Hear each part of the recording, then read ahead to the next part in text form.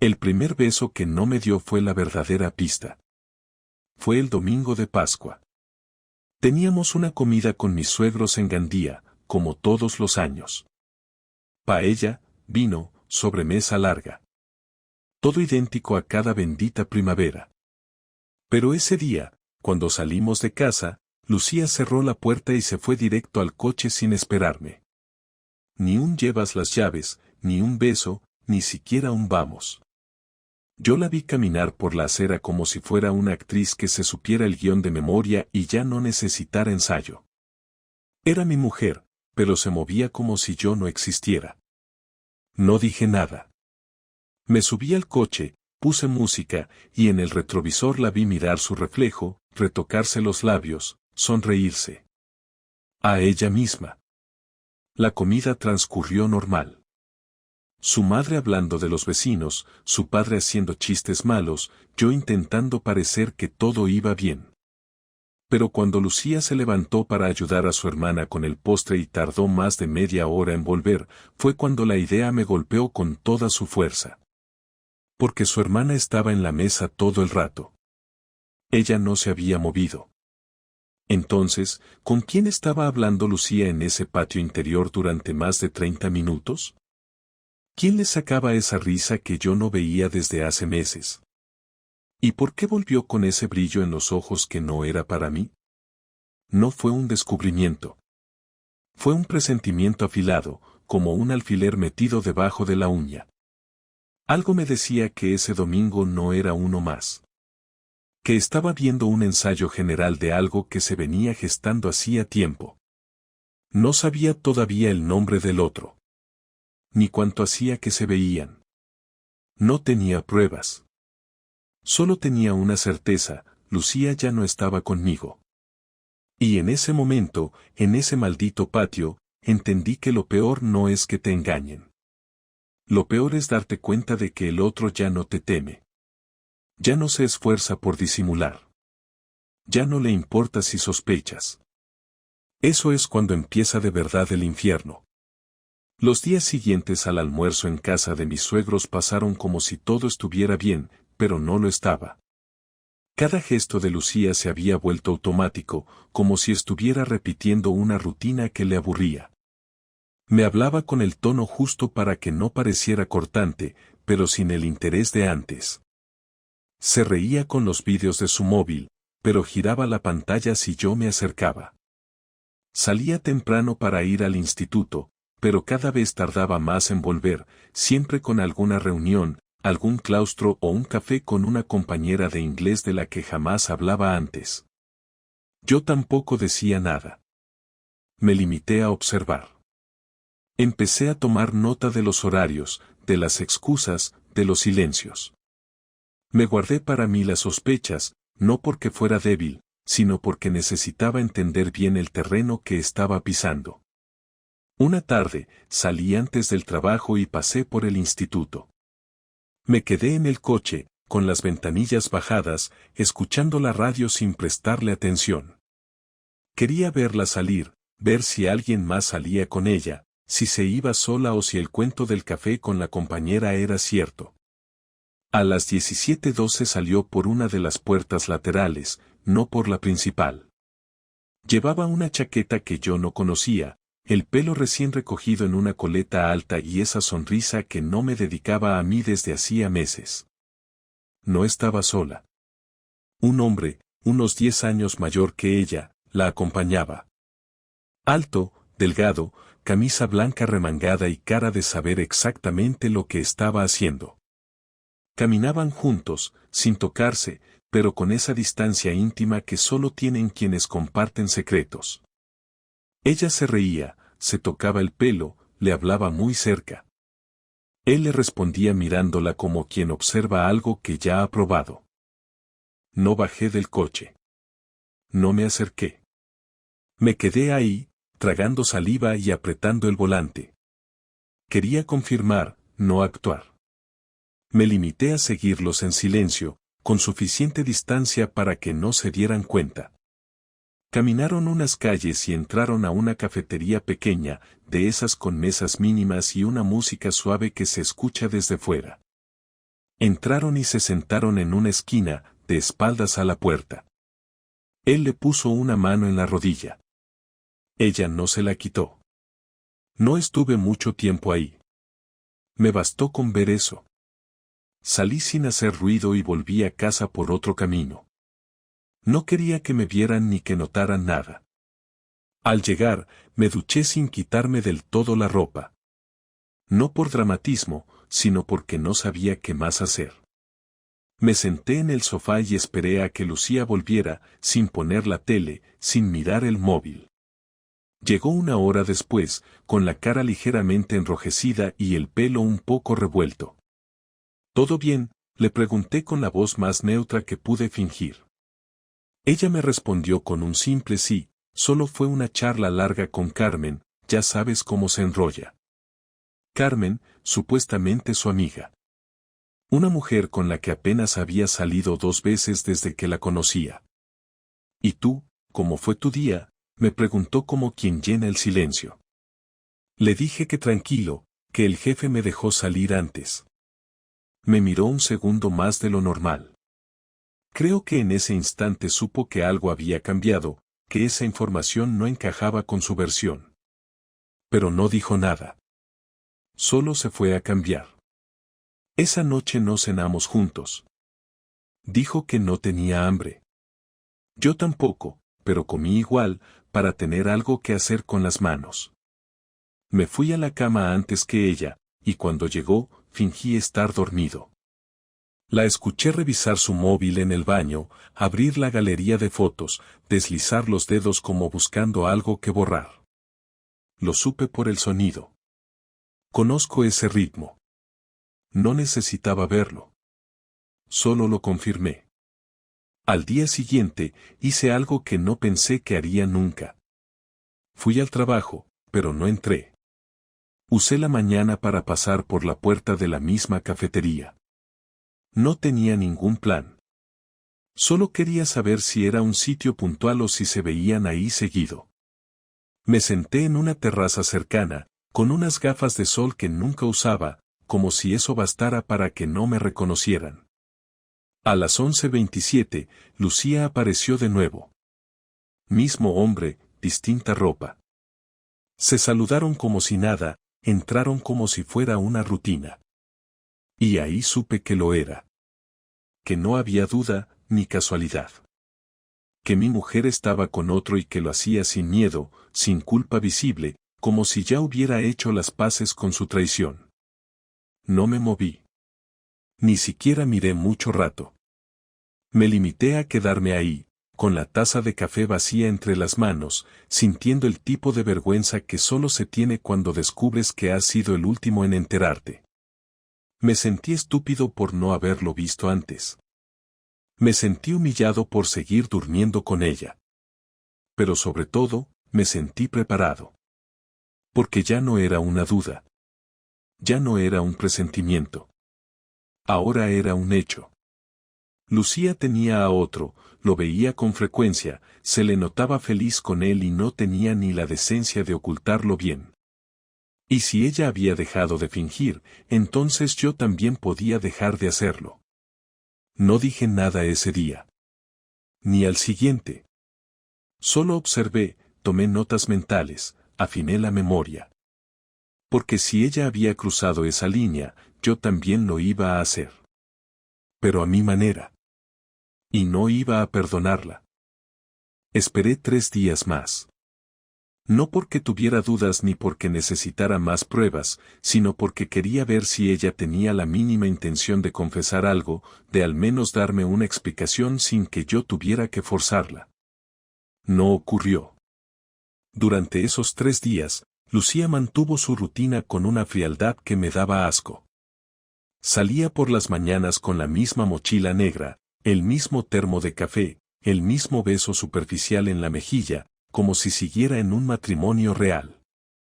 Por las tardes llegaba a casa con una sonrisa tonta que intentaba esconder tras frases cortas sobre su día, sobre clases que no le interesaban ni a ella. No me preguntaba nada, no se interesaba por mí, ni siquiera se esforzaba en ocultar que estaba en otro mundo.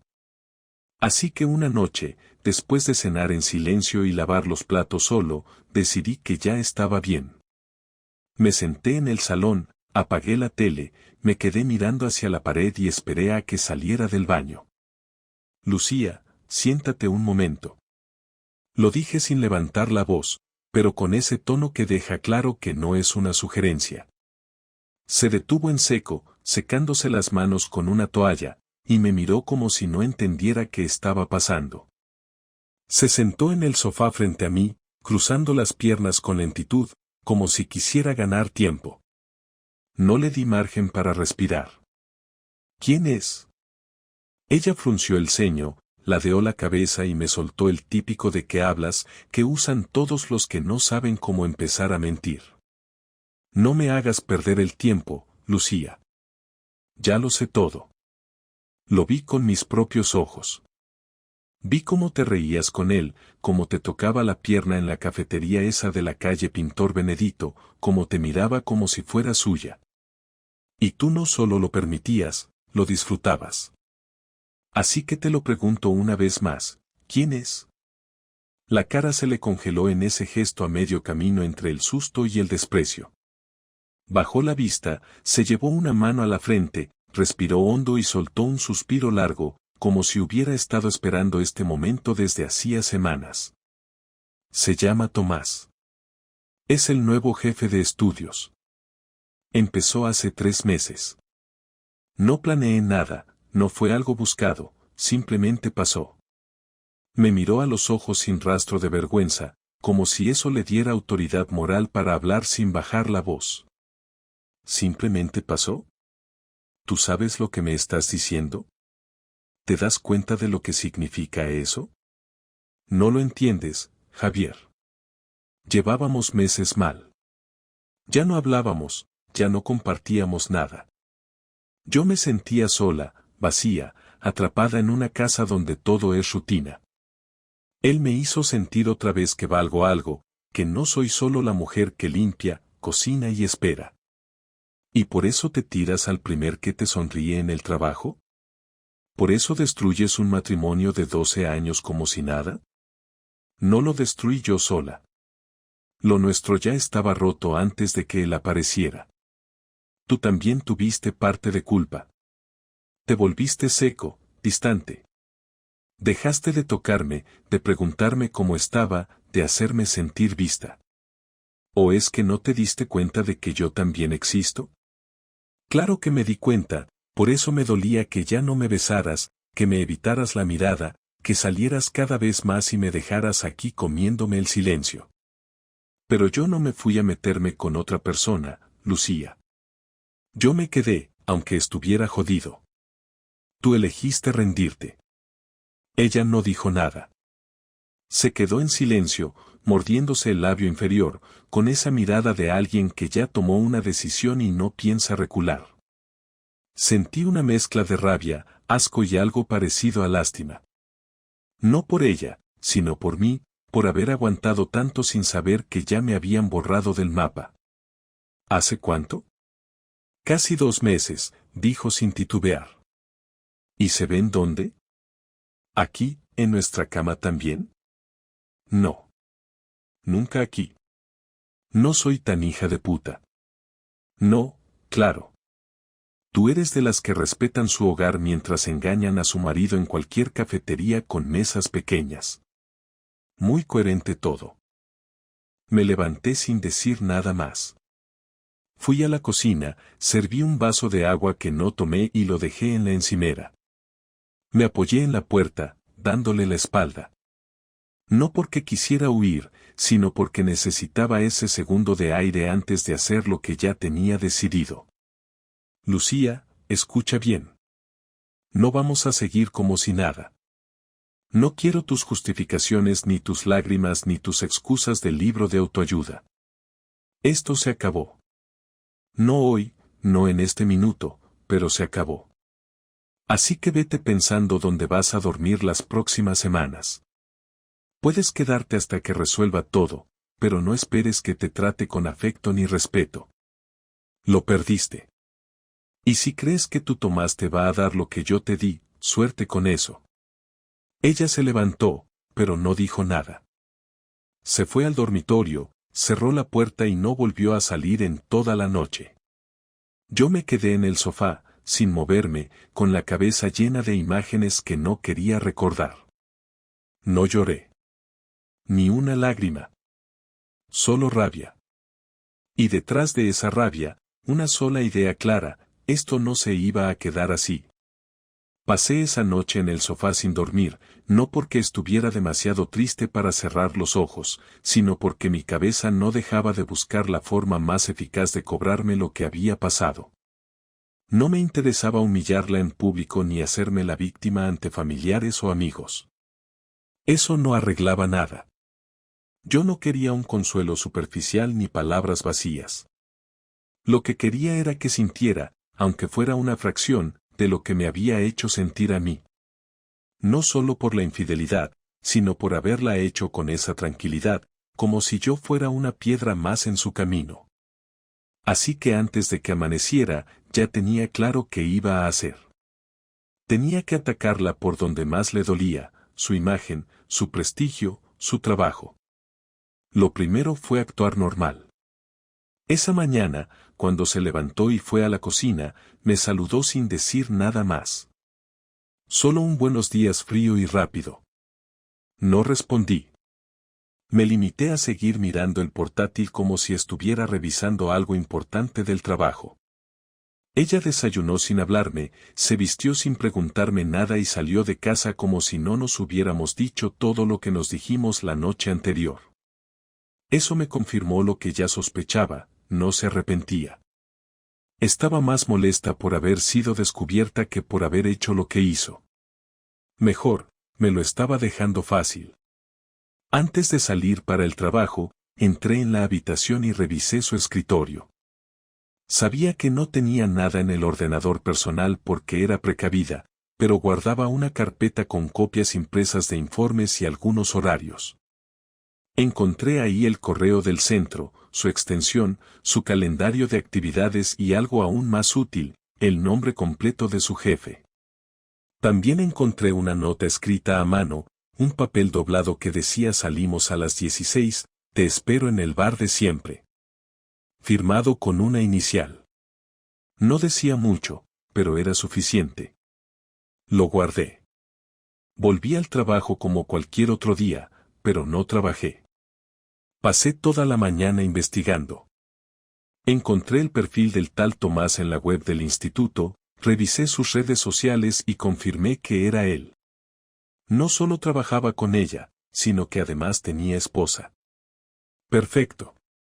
Guardé capturas de pantalla, fotos, publicaciones. Luego empecé a redactar un correo. No uno impulsivo ni mal escrito, sino uno bien armado, dirigido directamente al director del centro. Sin insultos ni amenazas, solo una descripción detallada, con fechas, lugares y un resumen de lo que sabía. No mencioné que era su marido. Solo firmé con iniciales falsas. Terminé el correo diciendo que era un asunto ético que debía revisarse con urgencia, por respeto a la institución y a los estudiantes. Antes de enviarlo, lo reenvié a 3 padres que encontré en los comentarios de una publicación de Lampa. Con eso me aseguraba de que la bomba estallaría aunque el director decidiera ignorarla. Después fui al banco. Compartíamos una cuenta conjunta y aunque la mayor parte de los ingresos era mía, nunca me había preocupado por el control. Pero ahora lo hice. Fui al gestor, cancelé la cuenta conjunta y abrí una nueva a mi nombre. Redirigí mi nómina, cancelé su tarjeta adicional y dejé en la cuenta vieja el mínimo legal para no alertarla de inmediato. También pedí un extracto de los últimos 3 meses. Quería saber si había usado mi dinero para invitar a su amante. Y sí, ahí estaban los movimientos. Restaurantes, bares, incluso una reserva en un hotel de Denia que coincidía con un fin de semana que me había dicho que iba a visitar a su madre. Imprimí todo y lo guardé en una carpeta. Cada movimiento era como un ladrillo más para construir mi salida definitiva, pero no sin antes dejarle una marca. Esa noche, cuando volvió, me encontró en la cocina. Estaba cenando solo, y la miré sin emoción cuando entró. Me preguntó si íbamos a seguir sin hablarnos. Le dije que solo estaba esperando el momento correcto para hacer lo que tenía que hacer. Se quedó mirándome un segundo, luego se sirvió un plato de lo que quedaba en la olla y se sentó al otro extremo de la mesa. ¿Y cuál es ese momento? Cuando te des cuenta de que no solo traicionaste a tu marido, sino que también pusiste en peligro tu carrera por algo que ni siquiera te va a durar. Ella no respondió. Siguió comiendo, pero bajó la vista. Por primera vez en días, parecía que no tenía respuesta preparada. Bien. Que empiece a preocuparse. Al día siguiente, no fui a trabajar. Fui directamente a la dirección del colegio. No para hablar con nadie, sino para dejar un sobre cerrado con toda la documentación. Incluí las capturas, la nota escrita, los movimientos bancarios. No puse mi nombre. Solo dejé el sobre con el conserje y me fui. Después de eso, comencé a mover mis cosas a casa de mi hermano. Poco a poco, para que no se notara de inmediato. Ropa, documentos, herramientas. Dejé lo justo para aparentar que todo seguía igual. Pero en menos de una semana, ya tenía lista la nueva cuenta bancaria, el abogado, y una copia del contrato de alquiler del piso donde pensaba quedarme temporalmente. No me iba a quedar un minuto más de lo necesario. El viernes siguiente, cuando Lucía llegó a casa, traía el rostro descompuesto. Había tenido una reunión urgente en el centro, según dijo. No me lo contó, pero se notaba que algo fuerte había pasado. Y lo supe cuando, por primera vez en años, no se cambió de ropa ni encendió el móvil. Se quedó en el sofá, mirando a la nada. Ahí empezó su caída. Y yo no iba a detenerla. Lucía pasó ese fin de semana como una sombra. Apenas hablaba, no comía mucho, se quedaba horas sentada en el sofá sin hacer nada, mirando la televisión sin verla. Yo no pregunté nada. Cada vez que coincidíamos en una habitación, ella bajaba la mirada como si esperara que yo le dijera algo, pero yo no lo hacía. No porque no tuviera cosas que decir, sino porque aún no era el momento. Prefería que el peso de la incertidumbre la aplastara un poco más. El domingo por la noche, mientras guardaba unos documentos en una carpeta, la vi entrar en el salón con cara de agotamiento. Se sentó frente a mí sin decir una palabra, esperó unos segundos y luego habló sin rodeos. Me han abierto un expediente en el instituto. No dije nada. La miré y ya sentí como si ya lo supiera, porque en realidad lo sabía. Ella lo notó. Fuiste tú, ¿verdad? Sí. Ella respiró hondo, se frotó la cara con las manos y volvió a mirarme con una mezcla de rabia y resignación. ¿Qué esperabas conseguir con eso? Nada en particular. Solo pensé que si habías decidido destruir nuestra vida juntos, no sería justo que la tuya quedara intacta. ¿Y ahora qué? ¿Quieres divorciarte? Eso depende de ti.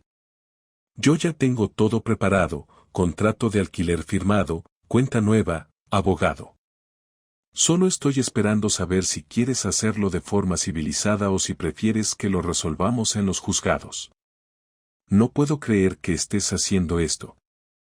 ¿Tú no puedes creerlo? ¿En serio? ¿Después de todo lo que hiciste? Yo debería ser el que no creyera nada, y sin embargo estoy aquí, dándote la opción de no salir de esto hecha pedazos. Porque si quisiera, Lucía, podría hundirte. Ya tengo pruebas de todo. No solo de la infidelidad, también de que usaste mi dinero para financiar tus citas. Podría ir por la vía legal, y te aseguro que no saldrías bien parada. Ella me miró con la cara roja, los ojos llenos de lágrimas que aún no caían. No lloraba, pero estaba al borde. No lo hice para hacerte daño. No pensé que llegaríamos a este punto. Pues llegamos. Y no por azar. Llegamos porque tú decidiste cruzar una línea. No fue un error, no fue un desliz. Lo hiciste con ganas, con tiempo, con planificación.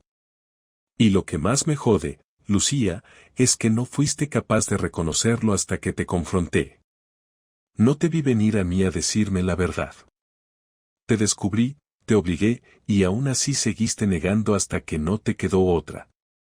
Ella se levantó, empezó a caminar por el salón como buscando aire o fuerzas.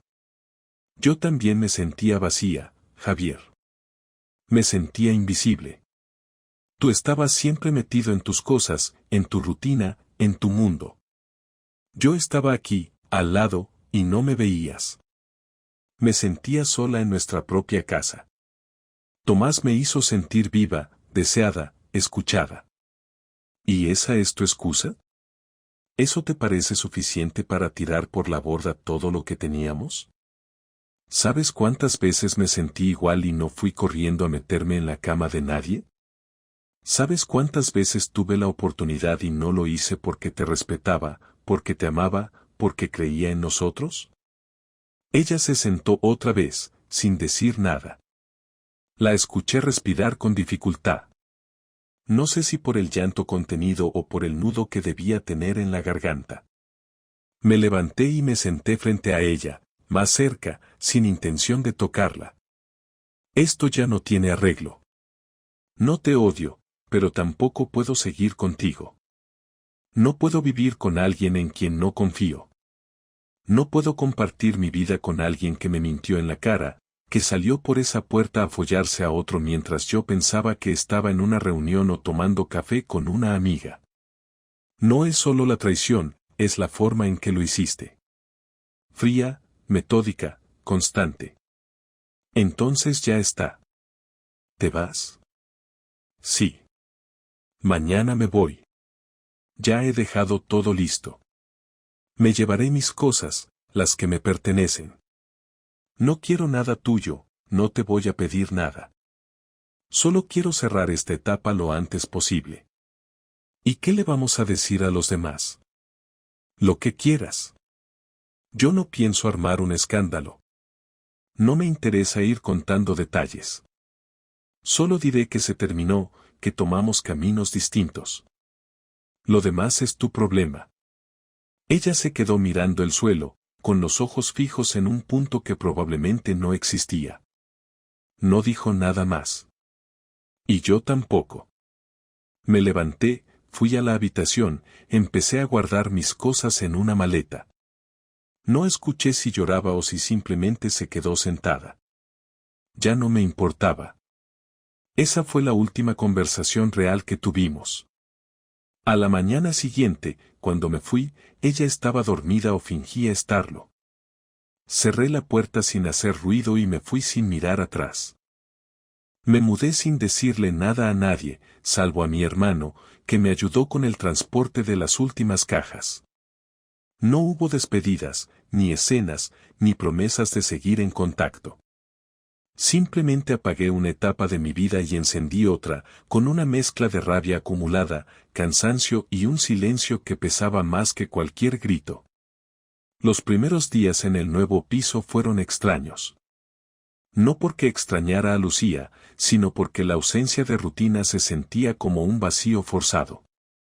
Ya no había que pensar si ella llegaría tarde, si mentiría con alguna excusa, si su móvil vibraría con mensajes que no eran para mí. Por primera vez en años, dormía en paz, sin sospechas, sin el estómago encogido por dudas que nunca me quería permitir. Eso no es felicidad, pero sí fue un descanso necesario. Durante esas semanas no volví a hablar con ella. Me escribió un par de veces preguntando si quería que habláramos más adelante, si podíamos resolver las cosas de forma madura, como si después de todo aún tuviéramos algo pendiente. No respondí. Lo pasé a mi abogado, que ya tenía todo preparado. El trámite fue rápido porque no había hijos, propiedades compartidas ni deudas en común. Todo se resolvía en papeles y firmas. Solo una vez tuve que verla, en una sala pequeña con aire viciado, donde firmamos los documentos uno frente al otro sin cruzar una palabra más allá de lo estrictamente necesario. Ella llegó con el rostro pálido, el maquillaje sobrio, el peinado hecho con el mínimo esfuerzo. No me miró a los ojos. Yo lo agradecí. Después de firmar, cuando ya nos íbamos a levantar, me detuvo con la mano. ¿De verdad no quieres decir nada? Me quedé un segundo en silencio. Pensé en todas las cosas que podría decirle, en las que me había guardado, en las que aún dolían. Pero en vez de eso, solo dije una frase. Ya está todo dicho. Ella sintió, se levantó y se fue. Y ahí terminó todo. En los meses siguientes reconstruí mi vida desde lo básico. Volví a salir con algunos amigos que había dejado de ver porque siempre estaba ocupado con la rutina del matrimonio. Empecé a hacer planes los fines de semana, a quedarme en la calle sin tener que justificar nada a nadie. No buscaba distraerme ni llenar ningún hueco, solo necesitaba acostumbrarme de nuevo a estar conmigo mismo sin sentirme observado o evaluado. Poco a poco, el dolor dejó de ser constante y pasó a ser una especie de cicatriz mental que solo se notaba cuando algo lo rozaba de cerca. No perdoné a Lucía, pero tampoco me obsesioné con odiarla. Era parte de un capítulo que ya no tenía vuelta. Un día, sin buscarlo, me crucé con una compañera del trabajo que siempre me había parecido interesante. Salimos a tomar algo después del trabajo, sin expectativas. Fue una conversación tranquila, sin tensión, sin máscaras. Me sorprendió lo fácil que era hablar con alguien cuando no hay peso del pasado encima. No pasó nada entre nosotros, pero me di cuenta de que ya no estaba roto. Que podía mirar a otra persona sin pensar en traiciones, sin preguntarme si me mentiría, sin llevar la mochila de lo vivido como excusa para desconfiar de todo. También entendí algo que me costó aceptar al principio. No fui el único responsable de lo que se rompió, pero tampoco fui el culpable de lo que ella eligió hacer. Hubo fallos, sí. Momentos en los que ambos nos distanciamos, en los que dejamos de comunicarnos, en los que la rutina nos anestesió. Pero la decisión de cruzar la línea fue solo suya. El engaño no nace de la distancia, nace de la cobardía. Si algo aprendí es que el amor no se destruye de golpe, se va desgastando con cada mentira pequeña, con cada gesto indiferente, hasta que ya no queda nada más que costumbre y una promesa vacía que ambos repiten por inercia. A veces me preguntan si volvería a confiar en alguien, si me atrevería a empezar una nueva relación. No lo sé. No tengo prisa. No busco olvidar ni reemplazar. Solo quiero vivir tranquilo, sin depender emocionalmente de alguien que pueda pisotear todo en lo que creí por puro egoísmo. Si algún día llega alguien que se gane mi respeto y lo cuide, bien. Y si no, también está bien. Aprendí a valorarme sin necesidad de que alguien me lo recuerde. La última vez que escuché algo de Lucía fue por un mensaje de una amiga en común. Me dijo que seguía en el instituto, pero ya no en el mismo puesto. Que el escándalo la había dejado marcada, que Tomás había pedido traslado y que ya no se veían. Me preguntó si quería saber más detalles. Le dije que no. Porque lo mejor que podía hacer era dejar que el pasado se quedara donde debe estar, lejos de mí. No me arrepiento de cómo manejé las cosas. No fui perfecto, pero tampoco fui débil. Me defendí con las herramientas que tenía, protegí lo que me quedaba de dignidad y no permití que una traición definiera quién soy. No salí ileso, pero sí más claro. Y eso, para mí, fue suficiente. Así terminó todo. No con un gran cierre, no con redención ni reconciliación. Solo con una verdad asumida, un ciclo cerrado y una nueva vida que, aunque simple, es mía otra vez.